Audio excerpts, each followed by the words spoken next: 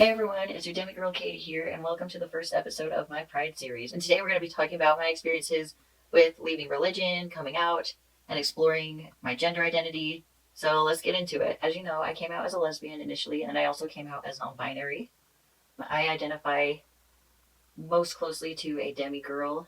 I do get gender dysphoria, but I've felt a lot better since I went on to low-dose testosterone. So I came from Utah. I came from a pioneer Mormon background. I know they don't go by Mormon or LDS anymore. I know they go by the Church of Jesus Christ of Latter-day Saints. I don't come from the faction of Mormons that practice polygamy. That's a different sect. I think people get confused when they hear Mormon because they think of polygamy, but that's not what my upbringing was like at all. But there was a problem with sexism and homophobia and transphobia in the church culture that I grew up in. When I turned 12, I entered into this program called the Young Women's Program. It was meant for people who were identified as girls, and they started encouraging really sexist gender roles. It's weird because my parents, they treated me almost like I was genderless when I was growing up, and that was a really beautiful thing for me. I could be anything I wanted to be. My parents really tried to enforce that message. They tried to love me for who I was, but I don't think they were aware of what I was being indoctrinated with. I don't think that they knew that I was being indoctrinated with sexist and homophobic and transphobic ideas and self-hatred. I don't think they realized that.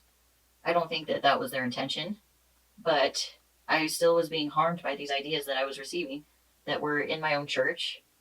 And it was really hard for me because I was a really spiritual person when I was a kid. I was very fascinated with spirituality, history, culture. I was very fascinated with trying to find the truth. So I did a lot of investigating, and I ended up finding things about my own religion and my own heritage that were very disturbing. And it got to the point that I felt like the messages I was receiving from my own family's culture was toxic for me.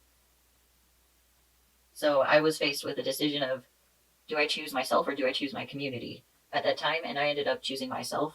I ended up leaving my religion when I was sometime between the ages of 16 to 20. It wasn't like a sudden drop off, it was more of a gradual thing. But I had to leave for my mental health. I had to leave so that I could figure out who I was as a person.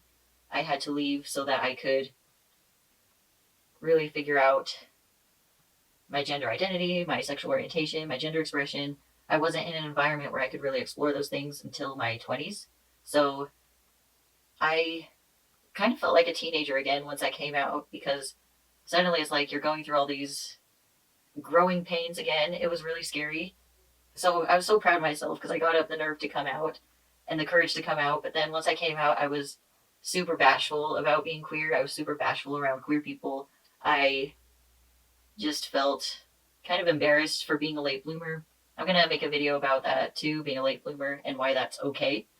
I realized that I was indoctrinated with just really harmful gender roles, like ideas that I wouldn't be good at anything outside of marriage and parenthood, that I wouldn't be good at a career, that I shouldn't be assertive, that I shouldn't be unfeminine, that I shouldn't be masculine or androgynous. I absorbed all these messages that were very anti-queer and very anti-me. I was always queer. I've always been queer. Before I knew about non-binary identities, I described myself as a tomboy when I was growing up. I was more of an androgynous kid, at least on the inside. I became more and more feminine until I kind of had a breakdown when I was growing up. So I developed this really kind of harmful version of femininity, this really self-destructive hyper-femininity when I was growing up. I said in another video that I got to the point of disordered eating, where I was trying to control my femininity. I was trying to fit myself into this box that I could just never fit into. And I just became super self-destructive as a teenager. I developed suicidal thoughts. I was really, really struggling. And it got to the point where I had to choose between my family's church and myself. And I chose myself. Ever since I left my family's church, my mental health has improved, but it didn't come without struggles. I struggled with an existential crisis once I left my family's church. I struggled with this extreme fear of death because I think that growing up with religion, that was kind of a buffer to my fear of death. And I really had to contemplate death and loss once I came out and once I left the church, because I had to question everything that I was taught all at once. I was questioning, in addition to my gender identity and my sexual orientation, I was questioning my existence in the world. I was questioning everything about myself, everything about my background. I was questioning what it meant to be me. I didn't trust anything for a really long time. And it was a really nasty shock for me to deal with the religious trauma. I really had to repiece my worldviews. I had to start from scratch and really throw out almost everything that I had been told to just take at face value. I'd been told growing up, we would repeat phrases like, we believe blah, blah, blah, we believe this, we believe that. And I was told to bear my testimony when I was growing up, to testify my beliefs when I was only 8 years old. And I didn't really know what that meant. I didn't really know what it meant to be baptized in a church, to make a lifetime commitment at 8 years old. I didn't really know what that entailed. And I didn't really have enough maturity to really consent to being baptized into a religion at the age of 8, in my opinion. But the more I learned about my own religious background, the more I started to question it, and the more it felt wrong to me. I've always had a moral compass. I've always had this sense of morality and the sense of what it means to be a good person, and it didn't end up lining up with what I was being taught in religion. And I was always told that I was wrong for questioning, and I was always told that I need to doubt myself, that I need to not trust my moral compass, that I need to not trust my identity. I was just really brainwashed for a while into not trusting myself. So I've had to learn how to trust myself again. I've had to learn how to explore. After coming out, I realized that I didn't really have the time to experiment with my self-expression that ideally would have happened as a teenager. So I created this year of queer for myself, where I bought binders, I bought new underwear, I bought new clothes, I bought t-shirts, just the $5 t-shirts from Walmart. It's not like I had a lot of money to spend, but I got my hair chopped off. I started experimenting with my hair color. I started experimenting with my pronouns, started visiting LGBT support groups and friendship groups and hangouts. I had to rebuild my community because it was stripped away from me. And it was really sad that it came down to choosing between being myself and having a community at the time. Now I have a different community, but it was really hard to leave a community that had been my own cultural background. The LDS Church had been in my family ever since the pioneer times. And, if I take a DNA test, it says I'm a Mormon. So it's kind of in my blood.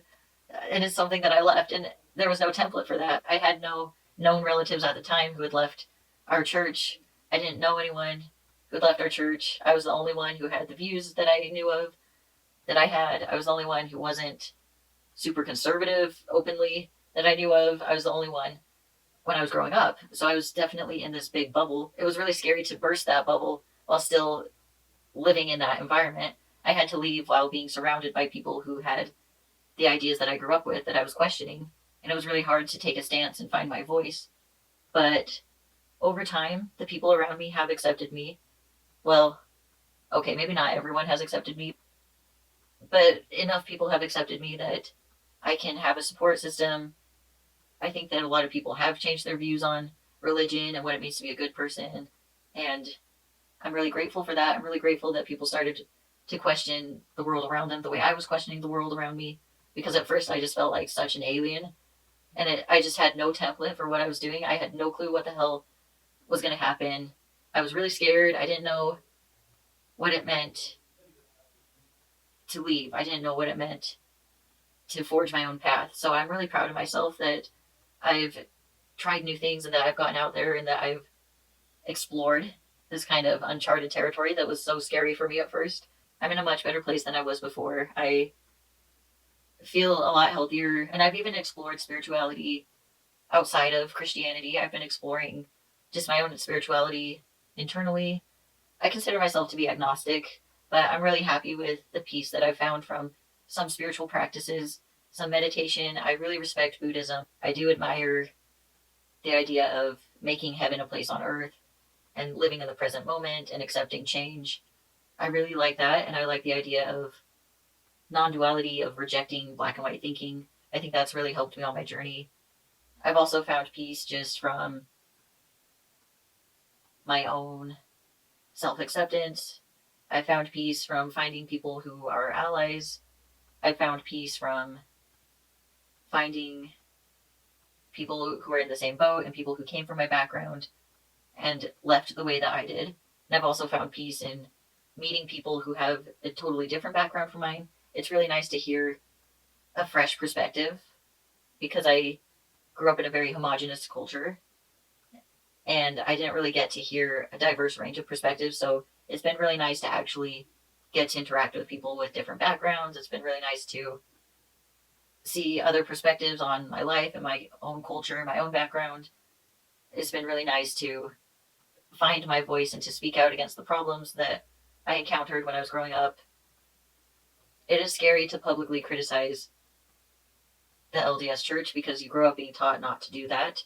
And I know that that causes controversy, but I just have to tell my truth. I just have to be honest about my life and what I've experienced. And I can honestly say that I was harmed by a lot of the beliefs and the practices in the church that I grew up with. I know I might piss some people off when I say that. I'm really close with a lot of people who are faithful church members, and they are not homophobic, and they are not transphobic, and they're not sexist. But I personally know what it's like to be harmed by an organization that's a lot bigger and a lot more powerful than yourself. And I know what it's like to speak out against that. And I know what it's like to live with the fear and threat of punishment and shame and public humiliation that I lived with when I was growing up as a closeted queer person in the LDS Church. And I just want to say that it does get better. Sometimes it's really scary, but I think that if I've learned anything, I've learned that you can trust yourself and you do have a good moral compass. You do have, it might not feel like you know what you're talking about, but if you're feeling in your gut like you need to live your truth, then I'd say go for it. It's okay to question things. It's okay to find a new path. It's okay to explore. It's okay to get outside of your comfort zone and really find who you are. It's okay to not conform. It's okay to feel like you don't know what the hell you're doing. It's okay to trust yourself. You know who you are. And I just want to say that you're going to make it. I know it's scary as hell, but you're going to be okay. I just wanted to send my love and support to people who are going through similar struggles or different struggles and say thank you for listening to my experiences and thank you for watching this video. And I hope that you have a good day today. And I will talk to you later. Bye.